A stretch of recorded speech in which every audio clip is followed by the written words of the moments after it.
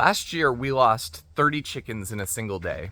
And as a homesteader, that's a pretty tough day. So I came outside to a chicken massacre, and what we think happened is a predator got into the coop and just got into this frenzy where it sort of has this predator response to a flock of prey animals, and it ended up just killing them all. And so I had to go out and clean them up, and today is really about making sure that never happens again. We are Ryan and Christina, and back in 2023, we went against the grain and bought our 1-acre homestead in the Bay Area, California.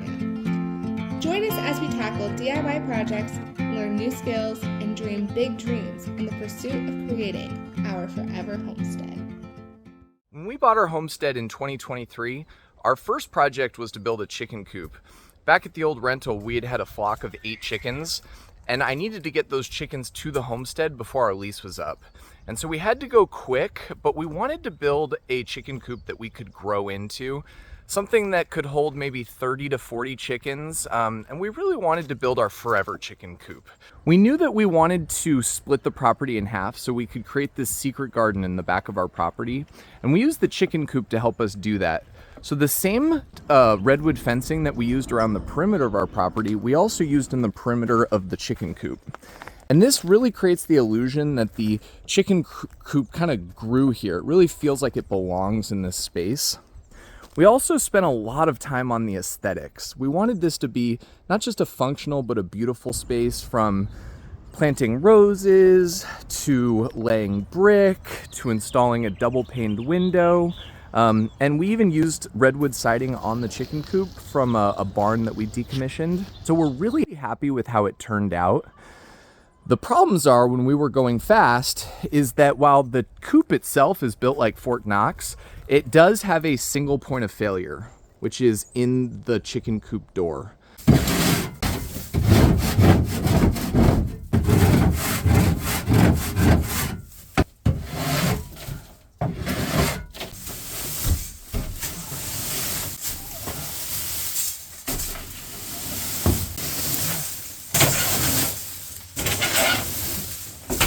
All right, I got the chicken coop cleaned up, and after 9 months, it was pretty dirty. But we can see the issue here with the door, and it was really simple. The chickens just pecked the cord. So the door was installed properly. A simple mistake like not protecting the cord led to a pretty big disaster. So what we're gonna do is come through, put in a new cord, and this time I'm gonna finish off the wall behind the cord so that the door is a lot more secure. We went with the door off of Amazon. And this one has honestly worked for me pretty well, with the exception of the cord issue. So I'm going to go ahead and replace the door. The way it works is either based on time or light.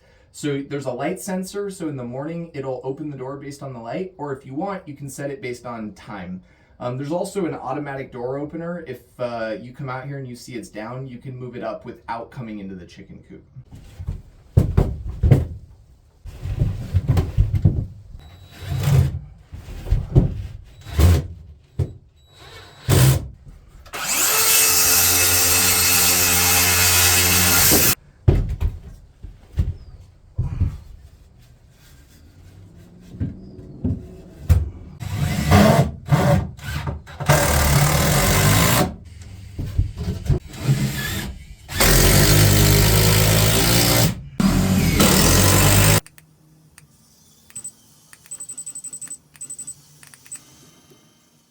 One project that I never got to was building a window covering, something that would retain the heat during the winter.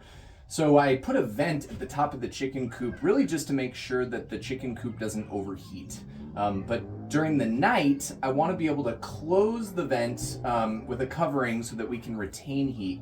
And when we bring the chickens out, they're going to be about 3 or 4 weeks. And so we want to make sure that the temperature stays at least above 70 in here. So we'll bring out a light at night to maintain the temperature, and I'm going to close the flap so that we don't let all the warm air out.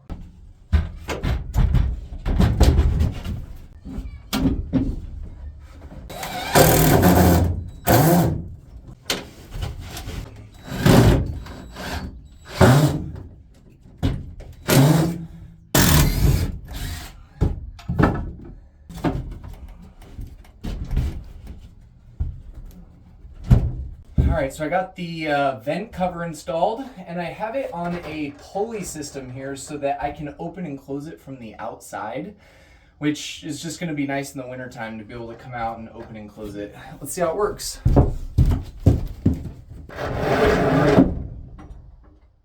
All right, one problem that we had last year is that the feeding area in the chicken coop was getting very muddy. And so I knew that this season I was gonna wanna cover it, and so this is a great excuse to make this enhancement to the chicken coop.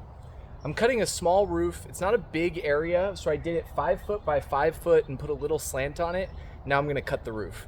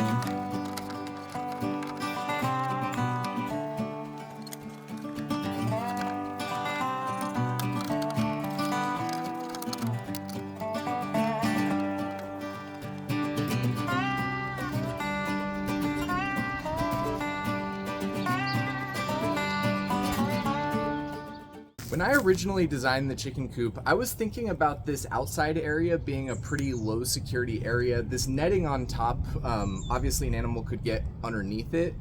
It was only really ever intended to stop birds from coming and swooping down during the day. So to improve security, I want to actually improve the strength of the perimeter fence. So what I'm gonna do is I'm gonna come in with some chicken wire, some like 10 gauge wire here, and I'm gonna weave it in to pound this net down, so it's gonna make it so animals can't crawl underneath it and improve the outdoor security of the chicken coop as well.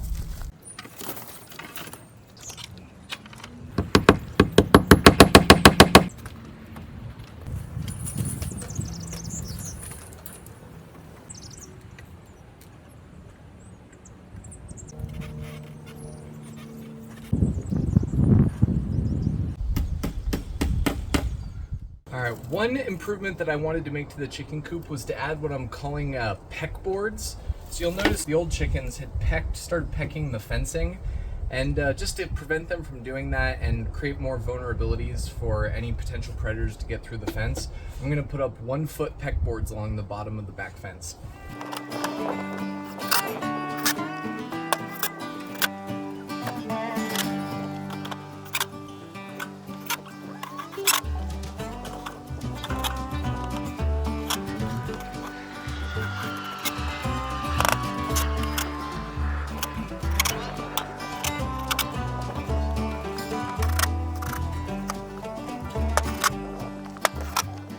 All right, one last piece of vulnerability is making sure the roof is on tight and it's not wiggling up and down.